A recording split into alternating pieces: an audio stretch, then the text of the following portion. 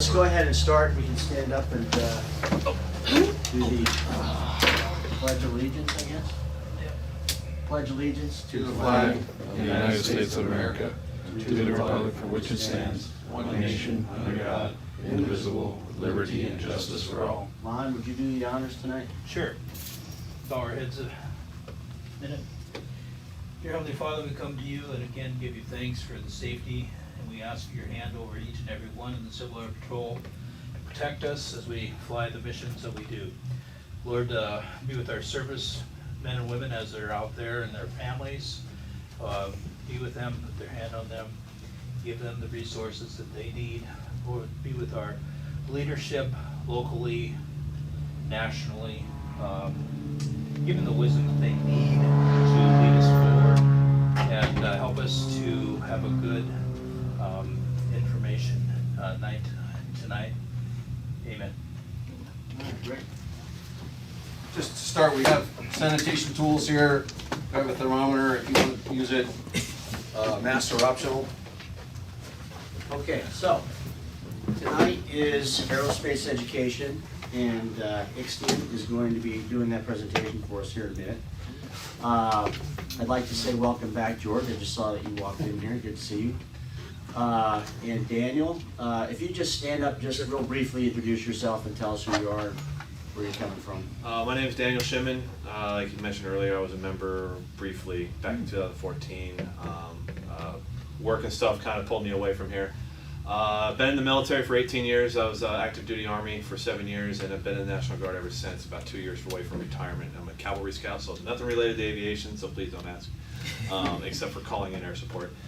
Currently, I'm a flight instructor right next door, which is over there at the Riverside Flight Academy. I'm a CFII and MEI, so if any of you guys want to get your instrument rating and or your multi-engine rating, come look us up. I said right next door, we're your neighbors over here. I'm sitting at about 1,300 hours myself. I just did my SkyWest interview today, and it went pretty well, so hopefully I should get a letter of employment here in the next couple of days and move on to the aviation or the airline world. That's my goal right now. Well, congratulations, I hope, Thank on you. that, and welcome. And I've been talking to Daniel all summer, trying to get him to come over here. Well, yeah, a lot of catching in the hangar all the time, going back and forth to our flight line. So we'd love to have you. We can't wait to have another CFI on board. So we're doing something different tonight. You guys notice that there's a camera back there for the first time, and going forward, we're going to start live streaming all of the meetings. And this isn't so that you stay home and watch the meeting on television and all that stuff. It's so that if you are gone and you're traveling, you have a way that you can participate and engage. It's going to be two-way. You can ask questions. There'll be a chat monitor. Okay, but then obviously if you can't make the meeting time, wherever it is that you're traveling, you can go back and look at the recorded sessions. And hopefully still stay connected with the squadron, know what's going on, okay, know what's coming up, and maybe most importantly, get the training that you need through the briefings. A couple of things I'm going to bring up right now is I was just on the phone with John Stokes earlier today, mapping out our operations for Group 3 for the upcoming year. We're planning on having 4 SARXs in the upcoming year. The first one is going to be the week before Thanksgiving. That's November, I believe it's 18th through the 20th, 18th through the 20th. That's a Friday, Saturday, and Sunday. Probably will only be Saturday and Sunday, to be honest with you. That is going to be centered on ELT training, okay? So as an aircrew, you'll be learning how to use the Becker device in the aircraft to locate both 121.5 signals and 406 beacons. Okay, you'll also be getting a lot of good training on communications. We've been finding that people are pretty rusty when it comes to getting back into the flying and learning how to use the radios and learning how to use the Becker and all this stuff. So there will be a ground school associated with that SARX on the Saturday morning that will go over all of the buttonology on the Becker and the CFP radios and the phraseology. I'm hoping to have some whiteboard cards, for lack of a better term, I don't know what else I'll call them, but basically a clipboard with pre-printed information on it that you could use a erasable pen to fill in things like, to remind you, especially, for wheels up, engine start, RTB, wheels down, on station time, target lat longs, all the different things, and maybe some directions on how to use the radio, just to change the frequency or whatever. Basically a cheat sheet and also a way to record what you're seeing out there in a grid, okay, that can be erasable and then stays with the aircraft, all right? So we'll be introducing all of that. There'll be 2 flights, 2 planes, 4 flights on one day and 4 flights on the next. The first day, it'll just basically be going up and showing you how to use the equipment. And then the second day, we'll actually have a practical lab. We'll have 2 ground teams and 2 different grids that'll have simulated wreckage, which will basically be some kind of a cutout in the shape of an aircraft on the ground. It'll be easy to see. And a ground team near you that you'll be flying to. You locate the wreckage, quote unquote, with the practice beacon, and then direct the ground team in via the comms. Okay, so it should be pretty engaging. SARX, I'm limiting it to Group 3 only, so it won't be, I hope, it won't be a lot of milling around with a lot of extra people here. It's going to be open to essentially 12 aircrew personnel, okay, for both days. And I'd like it to be the same aircrew personnel for both days. So when you see that email come out, it's pretty much going to be the same as everything. It's going to be first come, first serve, which brings me to the point of look at your emails, look at your CAP emails, okay? Keep up to date with that, okay? If you have a way to put that on your phone, that's what I do. Otherwise, you know, that just makes it really simple. That being said, going on further in the year, then we'll have the second round of SARXs, we hope, are going to be AP and Waldo training, okay? Waldo is an acronym for a very technically advanced piece of photographic and videography equipment that we believe will have the access to train with now that we're going to be getting our Turbo 206 back. So that's you're looking toward the February timeframe for that. And then the June timeframe for a third SARX will be centered around mission pilot training. Okay, of course, we still need crews for that, for observer and scanner, so the opportunities to get signed off on that, but it'll really be focused on mission pilot. And then the fourth quarter is going to be mountain qualification mission pilot. Okay, that's really where the rubber meets the road with Civil Air Patrol. Rubber meets the runway, whatever you want to call it. We don't look for people that are lost in pastures. We look for them in the high Sierra, okay, whenever that does happen. So it's extremely important that you get the proper training that enable you to have the tools to be able to fly in that environment. And so that's what we hope we'll be doing, Mountain Fury, in the fourth quarter.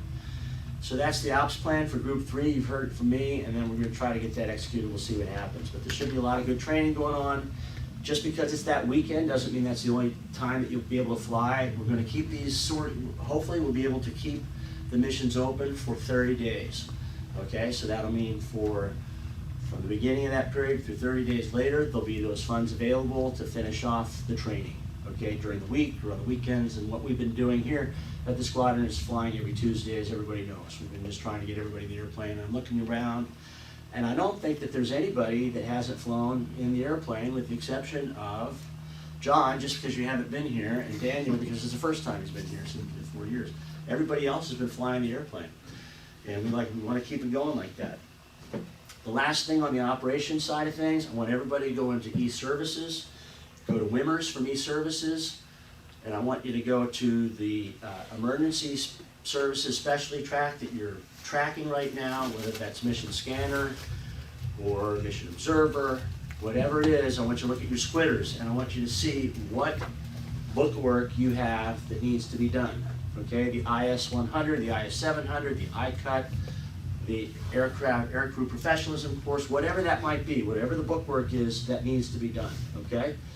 So I'm going to be starting to pull some reports here, and I'll be prompting you guys to let you know, say, hey, George, I see that you're a mission scan. I know you're already observer, but I'm just using it as an example. Hey, you need to do your ICUT, you need to finish up your IS-100 and your 700, and then you come fly with me, I can sign you off for observer. We want to keep people moving up and through the ranks of training so that you don't get stagnant, so that you keep invested in Civil Air Patrol, and you keep interested, and of course you keep, most importantly, useful to Civil Air Patrol, okay? Doesn't do us any good if you have an observer rating, but you don't know how to work the radios and you don't know really what you're doing. So as I'm looking around here right now, we've had a lot of recent success here. We've got George User signed off for observer, I want to say, so requalification there. Emma has gone through scanner and observer in like record time and is now working on, essentially, she's done her Form 5 stuff, so it's really, she's going to fly on the 2nd of October, or no? You are flying the 2nd of October. So hopefully she's well on her way becoming CAP Form 5 pilot. Rick's got a flight already, and maybe two, maybe just one, but I know that so you've been training. Mike Hubman's been training, he's been trying to get back into left seat over there, and appreciate his interest and going along with those flights and learning hopefully something from the back seat there. And of course, Ixtian, it brings me to you, and you got a little air sick, that's fine. Yeah. That's what we do. Last thing is, what is last thing? Anybody gonna read my mind on that one? Oh, gotcha. Cat 437 will be coming back here after the wing conference. So there's already a plan in place in terms of getting that thing. Lon has been all over it in terms of figuring out what the discrepancies are so that the minute the airplane comes back, it's operational and we can get the form. First of all, we get the people that have been flying the airplane for the last several years to get them Form 5 and get them back in the airplane immediately. So that's all good news. We're trading out an airplane that was born in 1981 for one that was born in 2013. Yeah. Is there a chance that you could make some calls or whatever that we can keep 437 here for an extended period of time, so that we still have Zelda around to fly for those that need to fly it and do rides and stuff like that? So are you saying keep 498 here for a period longer once we get 437? Yes. Okay, so we'd have two airplanes. As you mentioned last week, a lot of people need to be requalified in that turbo plane, and it's going to take some time. So if they take Zelda away, then we really have. Well, taking Zelda away is more of a mindset than it is you'll never see Zelda again. There's no issue at all with me calling the director of operations for Group 8 and saying, hey, you guys picked up Zelda last week, okay, but I'm flying 437 down with another pilot, Shane. We're picking it up for the weekend. We're going to do weekend training in 498. We want to get people that are in that training track in 498 to get to Form 5 probably first in that airplane, okay, is what you're saying. And I agree with you on that, because what's keeping them from getting a form, because there's so many other hurdles they've got to go through to get qualified in the Turbo 206. At least it could be an abbreviated Form 5 at that point. You can be abbreviated Form 5 for G1000, you can be abbreviated Form 5 for high performance, okay? But, so we can bring it back for 2 or 3 days at a time over, I mean, as much as you fly an airplane, it just sits there, right? So, I doubt, to answer your question directly, I doubt that they would say, yeah, keep both these airplanes up here, sitting here for 30 days. That's not going to happen. They need an airplane down there operationally, but we can at least borrow that airplane for a few days at a time, several, 4 or 5 times maybe over a 6-week period, and get everybody done the way, so, okay? So with that said, we've got about 50 minutes left here. Ixtian, the show is yours. All right, thanks, Terry. Appreciate it. All right, well, you might have noticed that there's some cups on the desk or the table. It's not to drink anything, by the way. It's actually for an activity that we're going to do. But actually, how many of you have been in aviation or aerospace for 5 years? At least 5 years. Okay. How about 10 years? Okay, 10 years. Okay, how about 15 years? Okay, now we're going pretty high. Okay. How about 20 years? Nope, can't do it. 20 years? Okay, 1, 2. Okay, how about 25 years? All right, you won. Okay, awesome. Well, 30 years. Oh, sorry, wow. Okay, yeah, 30 years. All right, so Terry won. 2. Oh, 42 years. Yep. Wow. 50 years. Okay, I don't think you're that old. And for flying? Either flying, anything related to aerospace, anything. Since '72. Okay, so yeah, he would still. Yeah, I don't know. This is confusing now. No, actually, yeah, you would win. Yeah, you would win. Yeah, that's awesome. I Wow, started in great. 75. Yeah, he takes it. George has got it. Yep. So the reason why I bring that up is because you might have heard actually about something called end effectors. Probably with either in aviation or in aerospace. You might have heard it also with the space shuttles, also too, or with any of the space stations. Okay, maybe. And that's pretty much what we're going to cover tonight. What we're going to actually do tonight is I'm going to talk a little bit about that and what this isn't it, okay, but it's basically you're going to learn about it, and then we're going to actually do an activity that kind of is very close to it, okay, and then you're going to learn kind of what that is, okay. So basically, an end effector is basically like an arm, okay, and they use it actually with prosthetic arms too. So there's actually some real world connection here to it. And so what they do is with the shuttles, they have what's called a Canadarm or Canadarm, and then from there there's the end effector right at the end, and that's what actually grabs objects and then builds objects. So it grabs, it has suction, moves things also for them as well. But the key part of it though is all the same. Okay, so it has the three main components which you're actually going to learn tonight.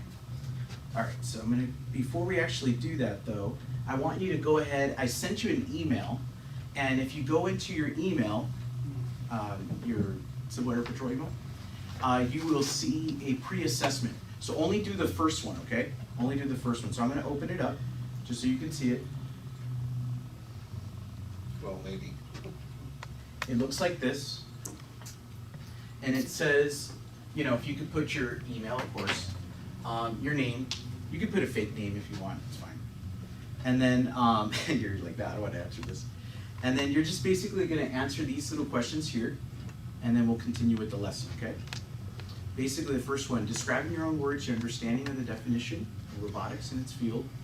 Have you ever worked in robotics? In what ways can robotics be useful in the real world? And then before tonight, did you know the definition of end effectors? And then what we'll do is we'll take an assessment afterwards. Okay, so you should have gotten an email there. So do we have to sign in order to do this? It's just your email. So go to your email. Yeah, but it says Gmail. It says sign in. Really? Let me see.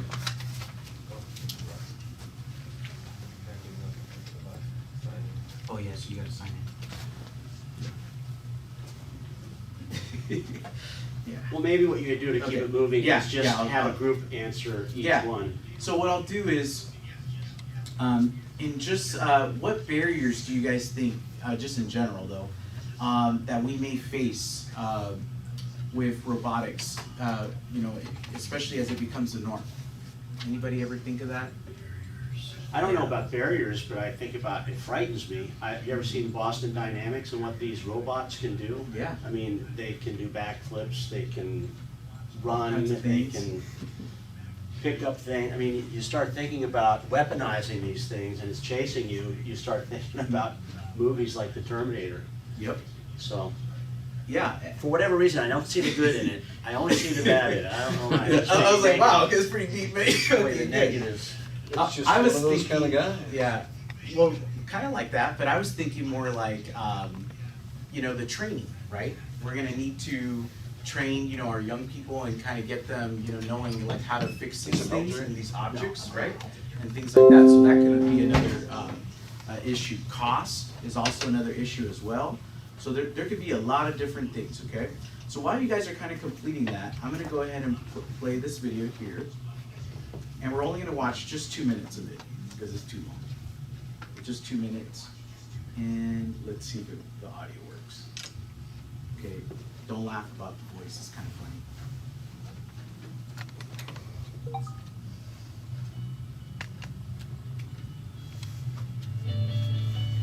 Hi guys, welcome to Aerospace at Your Pace.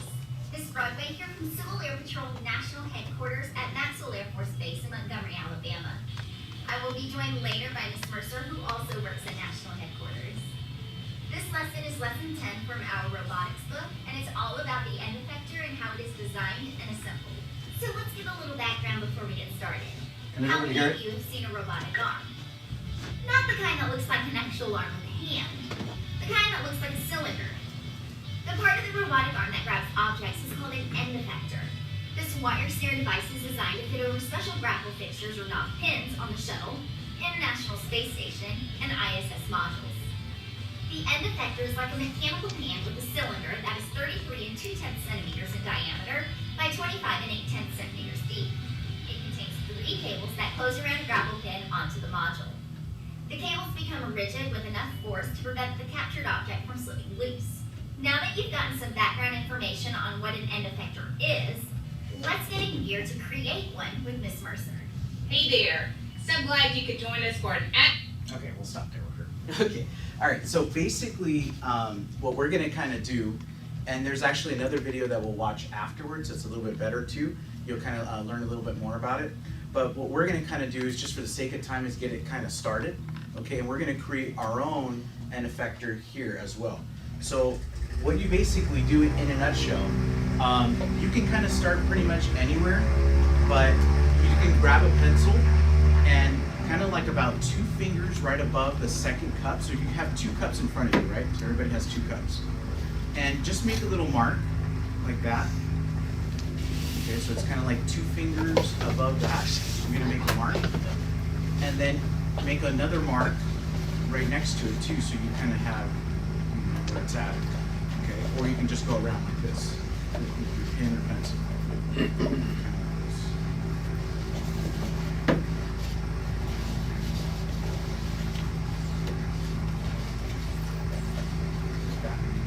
Okay, and the reason why you're doing that is because this is where you're actually going to cut your cup right there. Okay, you can either use a knife, a plastic knife. I have 2 plastic knives, or you can use a scissor. So I have scissors right there. Cut both of them? Yes, both, please.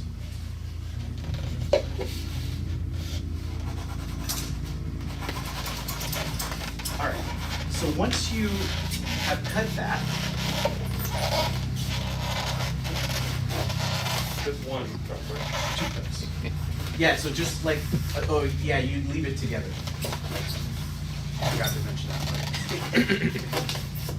And then once you cut it, just kind of make sure you shave it off a little bit around the ends, just so that way it's kind of even.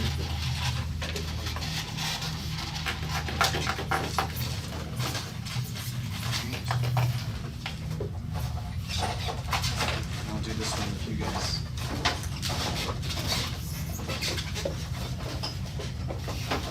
And there's actually a game, I have by the another way. knife, if anybody wants it. There's actually a game, by the way, and whoever can actually pick up as many objects in a Pair of certain time scissors, a knife. will win will win something. I'll tell you which one. Vacuum cleaner? Yeah. So you want to just kind of make sure you even it out really, really good. It's really important. If you don't do that, then your end effector won't work that well.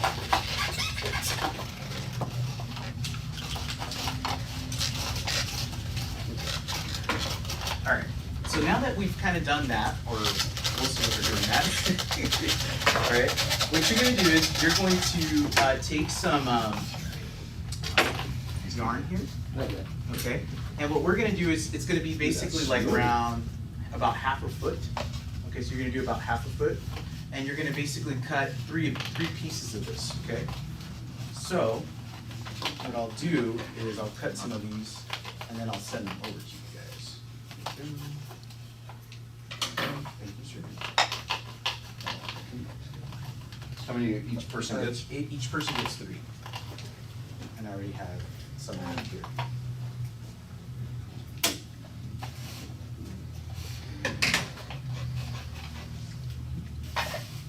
Somebody else? Not many people participating. There you go. And, Mine is perhaps you said 3? yeah.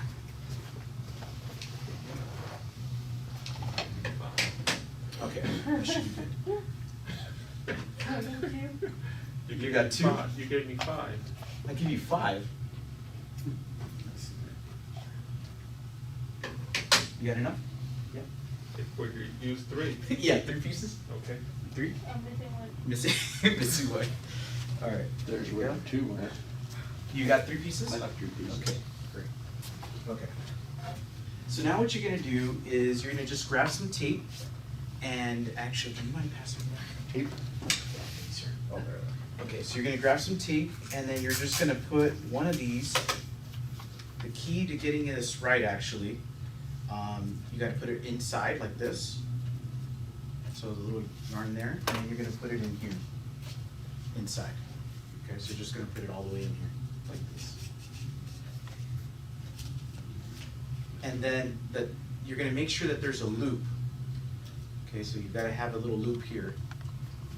All right, and then you're gonna tape the end part right here on the outside. But you gotta make sure you have a little loop, okay? So, let's see.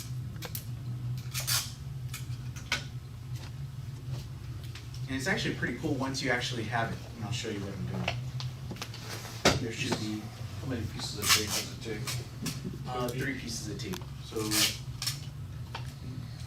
there should be actually another tape somewhere around there. Oh, there it is. Yeah, because I brought. You got one too. I brought 3 tapes. Oh, wait. Yeah, just a little piece. I don't know, it's probably too big, but more tape, more better. Vaughn, did you get some? I did not. Sorry. How rude. Thanks, Mike. So, So basically, you're gonna put your string inside, and then one outside, and then one inside, one outside, and just kind of even space them. doesn't that take 2 pieces for each string at 6 pieces? Oh yeah, you're right. Okay, thank you. Yep. Thank you for catching that, Mike. Didn't think about that. I was Does it matter where you put the string? Yes, it does. Yes, it does matter. Basically, it's gonna be on the top one. Oh. Okay. So the inside is on the box, okay, so this one. Yeah, so you're putting the inside string As far down as you can as get. far as down as you can, Okay. and then the one that's outside, you're putting it on the top cup. You're putting it on the top cup. Because this bottom one, that's what you're gonna actually be using to rotate, to grab objects. And if you watch this other video that I'm gonna show you later, you're gonna see that how they actually do it is actually pretty much the same. So, and then the third one, you just wanna have the third string, just put the third string. Just evenly space it.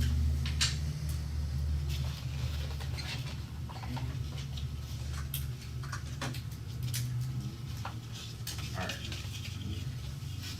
Should be good to go.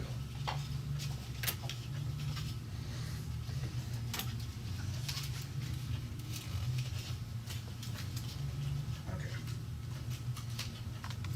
Alright, so now, okay, you guys are still doing that. Gotta wait a little bit for that. But the key thing, and the reason why we're doing this too, is because, so one of the things that we want to show in aerospace education is that a lot of things can be also relevant as well. There was another video that we won't have time to actually watch, but there's a video that shows about prosthetic arms, you know, and actually how they function. And it's basically the same kind of similar way as well. So that's one reason. Also, in space, you know, we do have these to grab things, to move things, to build things. So that's also another reason as well. And also in the industry, so in logistics.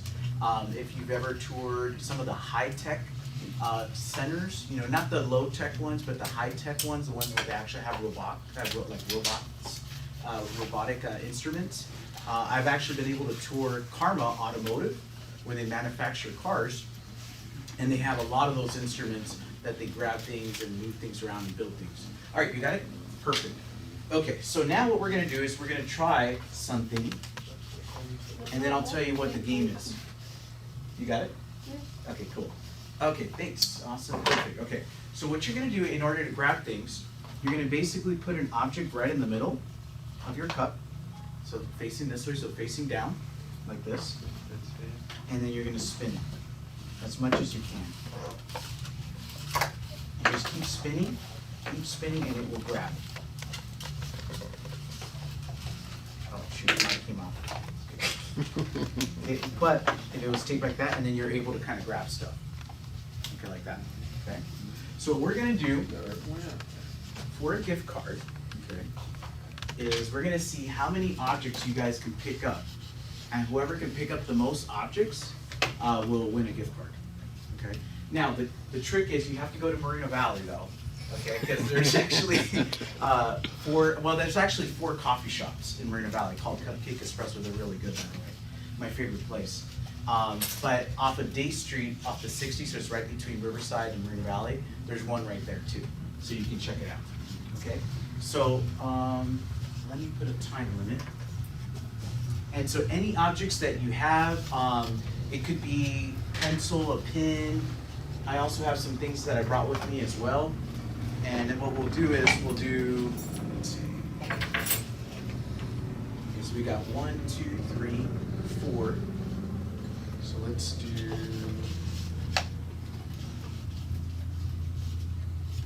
let's try 2 minutes and see who can pick up as many things in 2 minutes. Are you ready? Ready? Ready? I don't see how I can pick up anything. Okay, so let me, assistance. Thought I followed the directions. I didn't bring. Yeah. I didn't know the bring. Oh, because you didn't, enough loop. Yeah, you did it right, but you just need a little loop. So, make sure, guys, before we start, because if not, it won't be fair. You have a loop. Okay, you should have a little loop. You see a little loop? Okay, good. Just making sure, because if not, it won't pick up.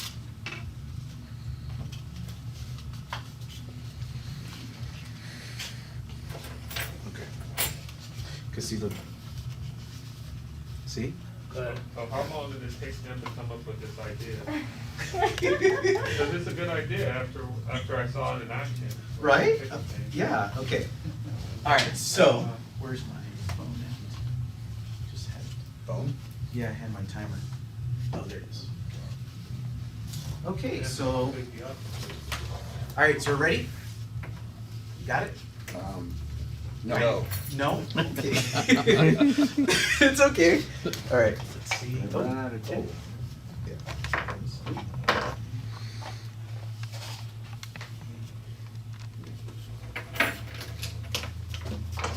Dang Canadians.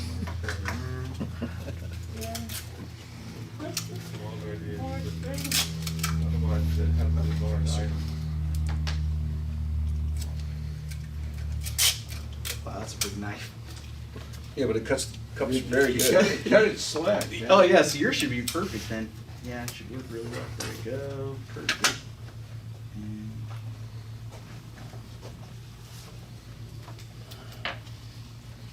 it's kind of hard to get in here, but it should get in And you're gonna be able to grab a satellite with that? there. Yeah, that's the whole point, right? is the challenge the size or the number of items all at one shot, or? Yeah, put 42 One pins more in there. there. Yeah, okay, you got it? Okay. Well, I got it. You got it? Okay. a lot of Yeah. Okay, so that should have given you some time to get as many objects. All right, and let's see. All right, and it's okay if the string falls off or whatever like that, then you just have to reattach it, but I'm not gonna stop the timer, okay? So you gotta just keep working as fast as you can. You got it, Mike? You got it? Oh, yeah. I got one of them correct. Okay. You doing it? Right there. Don't forget your little loop. Right there. Oh, obviously a major malfunction. Yeah, there you go. The loop, and there's Yeah. all right. I don't know. Well, you can't do all of them like that one I time know. though. Oh, okay. All of them? I don't know. No, one at a. You probably want to try to do one at a time. Yeah, you want to do one at a time. And then as soon as you pick it up, just put it to the side so you know how many you picked up. Oh, okay. Are you gonna count Swear them? you or- said all at one time. Oh wait, I haven't started the timer yet. Okay.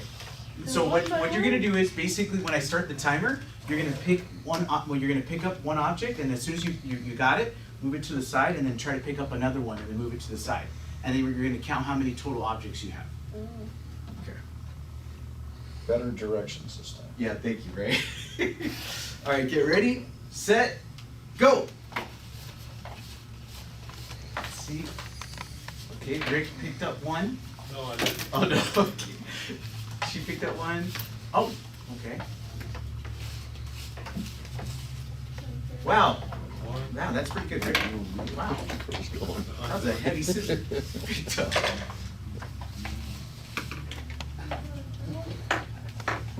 Okay. So you didn't pick up all those toothpicks, did you? Yep. Really? That fast? Oh. Wow.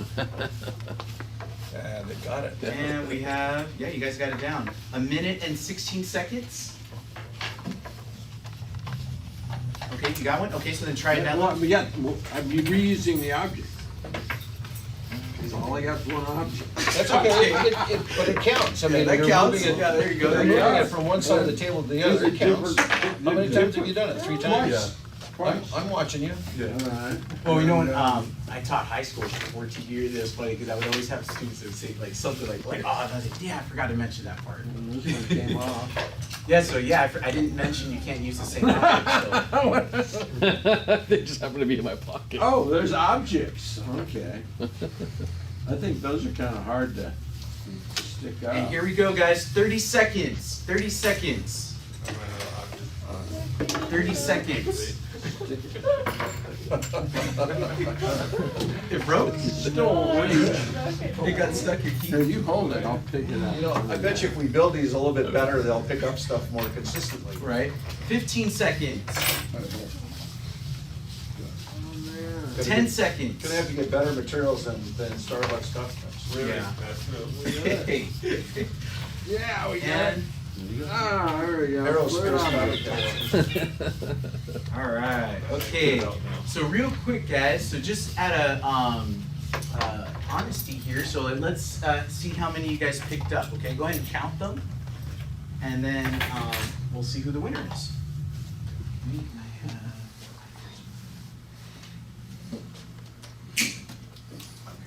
All right, picked up 5 objects. Anybody picked up 5 objects?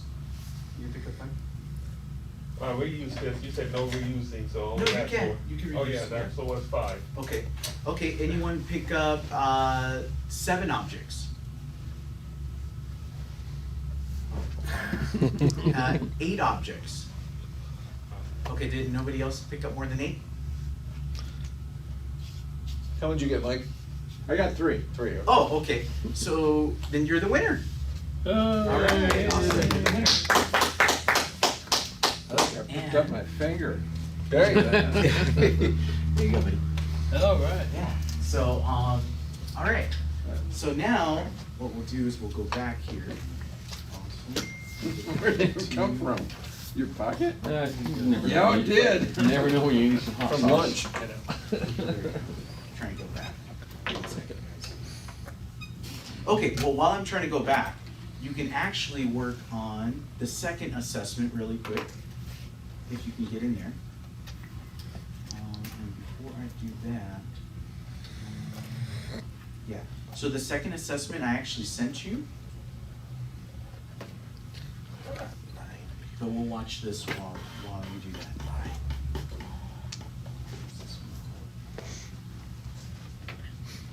It's just like a minute, 2 minutes. They're not long. Hi, I'm Dee, here at Kennedy Space Center Visitor Complex in the home of the Space Shuttle Atlantis. You see the Atlantis orbiter behind me, and today we're going to talk about one specific part of that orbiter, which is the Canadarm. It's called the Canadarm because it was provided by the Canadian Space Agency and because it acts as the arm of the shuttle, picking things up, putting things down, and moving them into position. It's designed a lot like the human arm.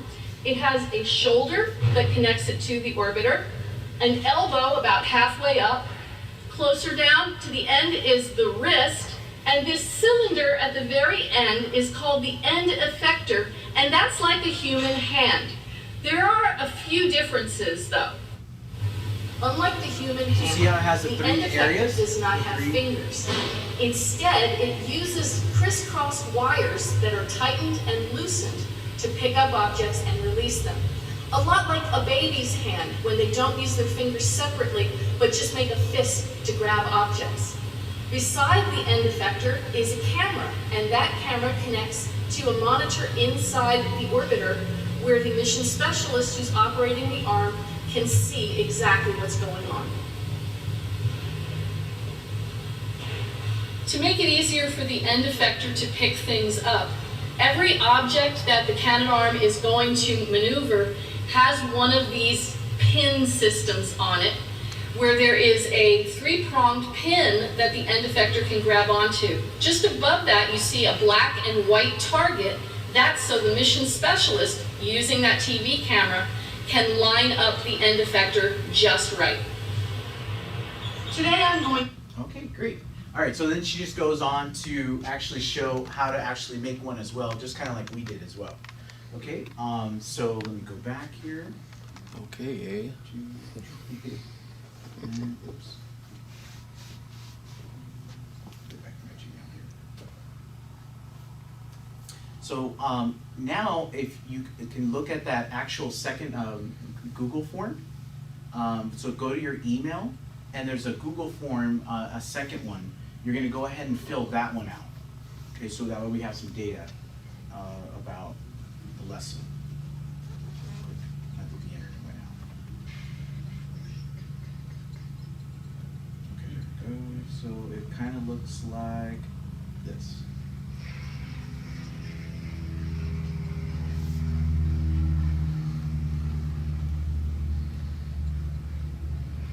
So it actually has a few questions there, so just take your time to answer those. That would be very helpful. What are end effectors and how are they used? What materials do we need to make an end effector at home? And then what barriers do you think that maybe AE officers or teachers may face with teaching about CTE or space-related topics? Did you enjoy it? And then how can we better prepare students for automation and robotics, in your opinion? Okay, and then you're just going to submit that. And what I would have done, but I know some of you guys weren't able to kind of get in, I was going to take that information and then we were going to kind of have like a little discussion about it as well. But I don't know if everybody was able to get in. Were you able to get in? Oh, okay. Oh, okay, so I guess you guys were able to get in. Okay, so Just takes time. Oh, yeah, well, yeah. So let me see here. Everybody's filling that out.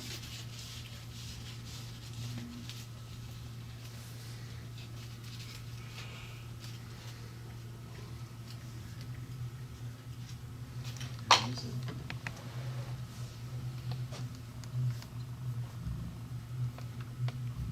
For some reason, Rick, I thought you picked up more. It looked like there was a whole bunch of stuff. Well, actually, if you count all those keys, Oh, yeah. that could have been, yeah, that's probably why. That's funny. All right, Google Forms. Let's put them in.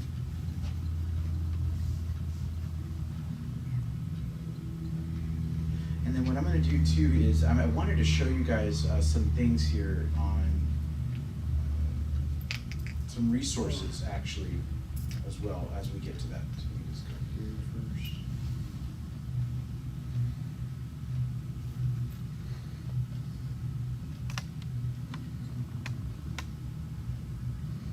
That should be good.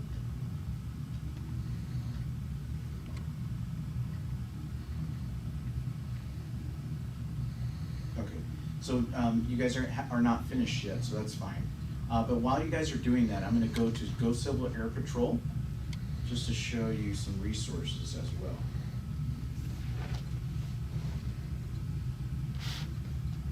So going to Go Civil Air Patrol, you can always, and what we'll kind of be doing also on the 4th Tuesday is we're going to be doing some lessons from robotics and also just a variety of different things. Like for example, last month was cybersecurity. Okay, so it kind of covers a lot of area, a lot of different topics is what I'm trying to say. And if you go to curriculum, you'll kind of see some of the curriculum that I'm taking from here as well. And then we also have plans for some field trips as well. You know, like the base, you know, so we're gonna do that as well, just to kind of learn some things also up here as well. So we got that planned out.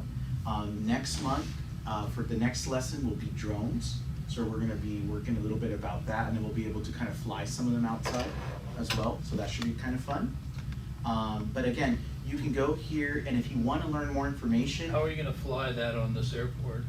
It's against the rules. Oh, is it? Yep. Oh, okay, never mind. Okay.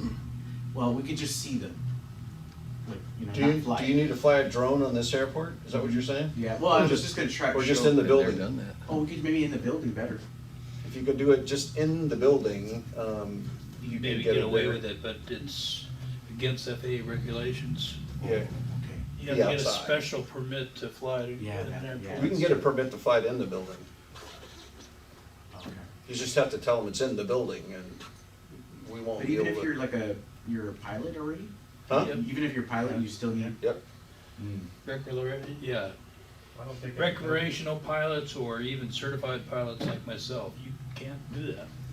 You can do it if you were cheating everything and you didn't have a geofence on it, but that's not the right thing to do. Yeah, yeah, it makes sense. Yeah, no, we don't want to break any rules. So, okay. I wanted to point out.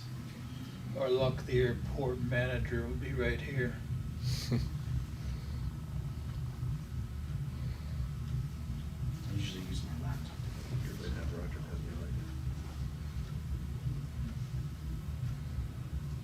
Hmm? Good way to have Roger come yell at you. Well, I was going to show you. I'll probably just have to go with my laptop in there. Actually, let me go here. Okay, so I'll have to rework that then. If we can't do that, so I'll figure something out.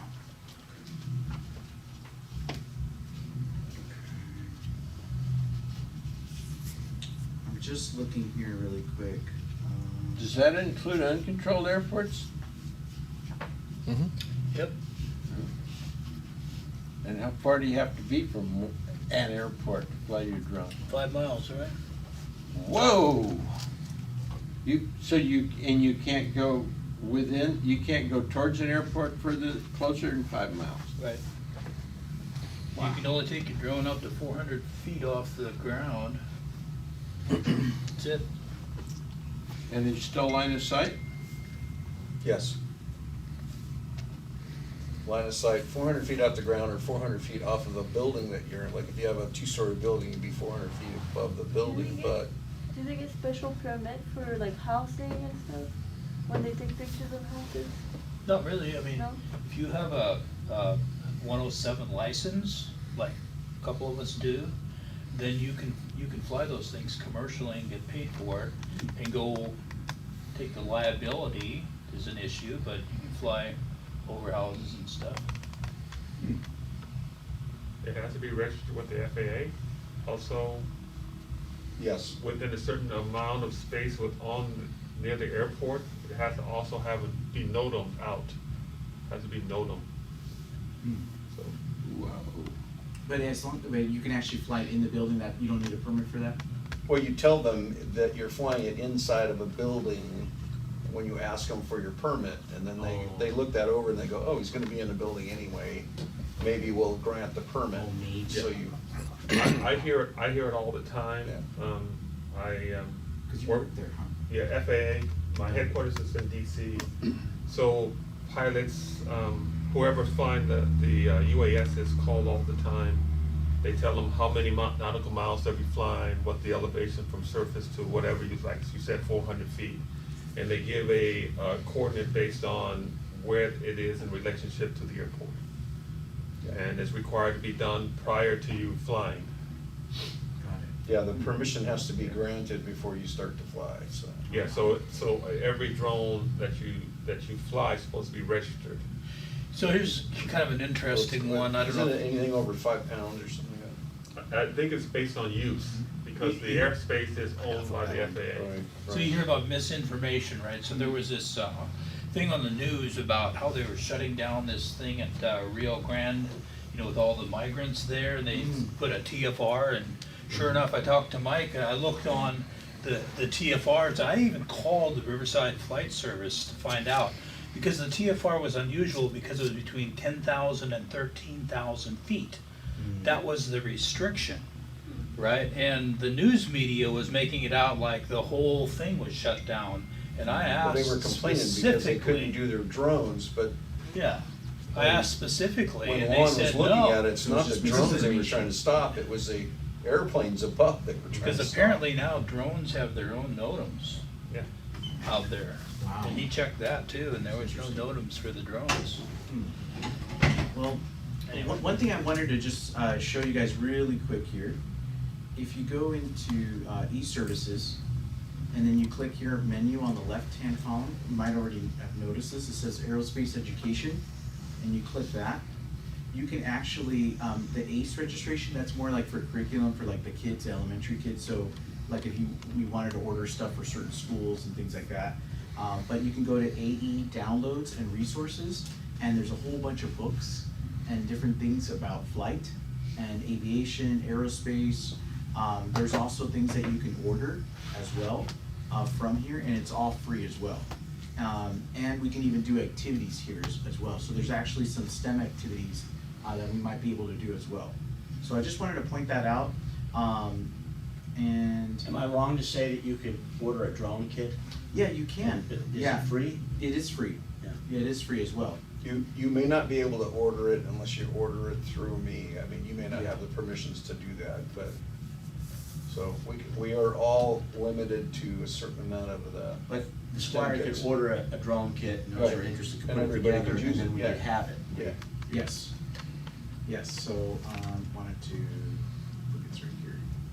Yeah, it's right here is where you can apply, for a STEM kit. Okay, so you go CAP STEM kit. Have you kept Right up there. on CAP's qualifications for the pilot, drone pilot?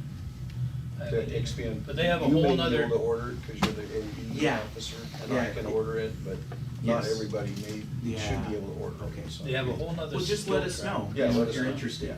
Yeah, if you're definitely interested. So. Because they will limit it. Yeah, yeah, of course, yeah. So, again, guys, so hopefully you guys enjoyed the lesson. Please, if you can, complete the Google form, so that way we have that data. And that'll help drive the next lesson, and then we'll work on the drone issue for next month, okay? All right, but again, thanks again, and congratulations to you, okay? And hopefully you go to Cupcake Espresso. All right. Yep, check it out. Yeah. Remember, Expand does aerospace education on the 4th Tuesday of every month. It's right? actually a good point, I Fourth was Tuesday. gonna mention that, there is an actual order to these meetings that we really have not been following since we came back from COVID, May 1st and onwards. And Mike, I'll ask you what that is. So the first meeting of the week, of the month is, Well, the second. just meeting what's of the month- first one? And, Oh, it's right we, here. I we think I saw redid it. those. I saw it somewhere, the other. Yeah. The second one is safety, the Yeah, that fourth one I one know. is AE. Right? No, the fourth one. The fourth one, yeah, that's what I said. That's what I meant to say. Okay, so this is the way that it rotates, and then of course, if there's a fifth one, we have the hangar party. The hangar party, that's Nighthawk. So we fly, we eat pizza or So whatever. we have emergency services, which we've been doing on the first Tuesday. And we're gonna continue to have 2 emergency services. Yeah. Going forward. There's usually a staff meeting in there somewhere. Well, We'll we do used to that. have staff meetings on the 3rd, but we don't really have that much staff business to Yeah. conduct, so. So, a couple of things with that, staff, okay? There's a few people here that have stepped up. Our new public affairs officer back here. You know, I said, would you mind doing a broadcast of the meetings? And he said, That's all he said.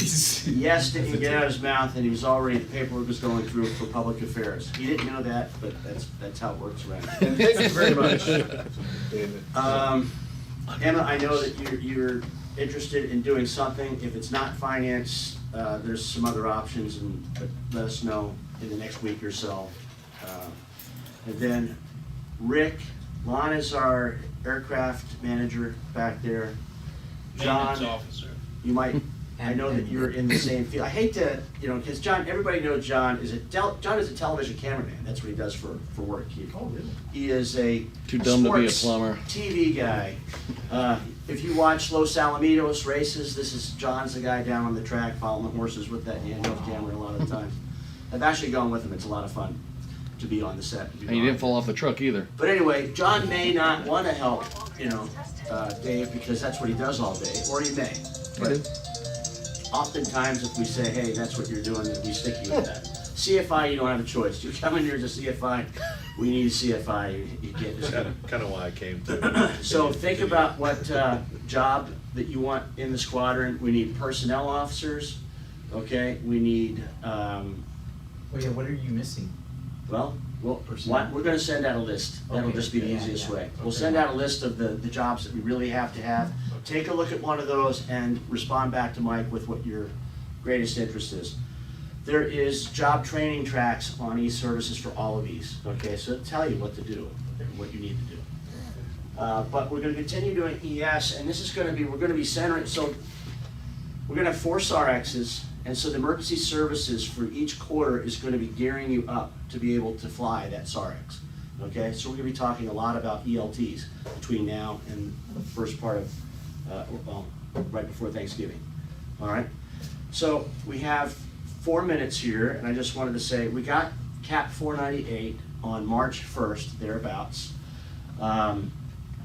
After a couple of months of back and forth and not sure if they were gonna, originally what happened is another group said they came and they were gonna borrow our airplane. And that happened on January 7th. And by the time it's supposed to come back, it was still up in the air, and they're like, no, we think we're gonna keep it a little bit longer, and then this dragged out till March 1st, okay? At which point in time, they said, hey, you're keeping Cap 498. Well, Cap 498 had a special set of avionics, an engine management system, and 3 different power settings. It had maximum power, maximum continuous power, and then of course, square. None of us had ever flown the airplane, none of us knew the MVP system, none of us knew the avionics, and so it was gonna take a minute just to get us Form 5 in the airplane. The first time that I personally flew the airplane, I had to abort the takeoff because we had an overspeed on the prop, right? And we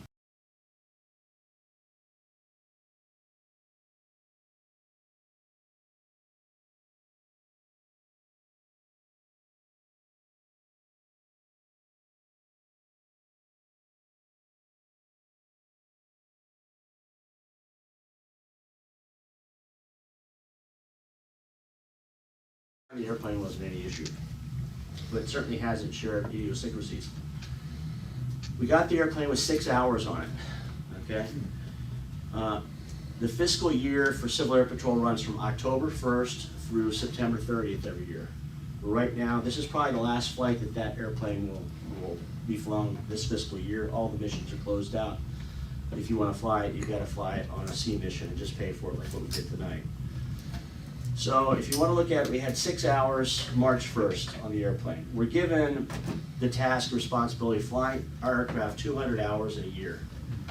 And if you don't fly an aircraft 200 hours in a particular fiscal year, you have to write a letter to justify why you still have that asset and why you didn't fly the airplane. What were the reasons why? Was it down, didn't have anybody to fly it, or was it down for maintenance, whatever the reasons were. So let's see, March to April, May, June, July, August, September, 6 months we had the airplane, okay? We were given had only flown 6 hours in the previous 6 months of the fiscal year. Who wants to guess how many hours we have on the airplane as of tonight for the end of the fiscal year? Anybody want to guess? 125. Who? 125. Okay, pretty good guess. Anybody else? All right, you ready for this? Now I'm gonna say this, but This is all directly attributed to every single person in this room that flew in the airplane, okay? Was there any other pilots flying it? Yes, there were some other pilots flying it. Shane Telektaratne deserves some credit over at March Air Reserve Base. Ryan and Trent Ferris deserve some credit out of, Hemet. But I'll tell you what, more than half of the number that I'm gonna give you right now was out of this particular squadron, okay? And flying missions, but also you guys are willing to train in the airplane, okay? We just can't go bore holes in the sky and get to a number. We've got to actually have Ixion saying, hey, I want to fly and I want to train for scanner. And Emma doing the same thing, and Rick and George and everybody, okay? 214.6 hours this year on the airplane. How about that? That's unbelievable. This is why we're getting our airplane back, okay? So with the 30 seconds that I have left here, before I gotta sign off, I'll say we gotta keep this going, okay? Continue with your ES ratings. Fly in the airplane. If you're not available to fly, it doesn't matter if I can pilot the airplane if there's nobody in it. We've gotta fly the airplane. So let's just keep flying. And you know what I found is, the more you give to Civil Air Patrol, the more you get out of it. And Terry, how many ORIDE hours did you fly yourself for the year? I flew 44 cadets. 44 cadets. All of those were their first flight. So, which that's a whole other special part of what I hope you're going to be doing soon, and you're going to be doing soon, and you're going to be doing soon. When you can give a cadet who's 13 years old their very first experience in flight, and they didn't know or they weren't sure of themselves, and they didn't know if this was going to be for them, and it turns out that they end up catching fire with aviation and end up going to the Air Force Academy and now are flying jets. That's a heck of a thing. You've done something.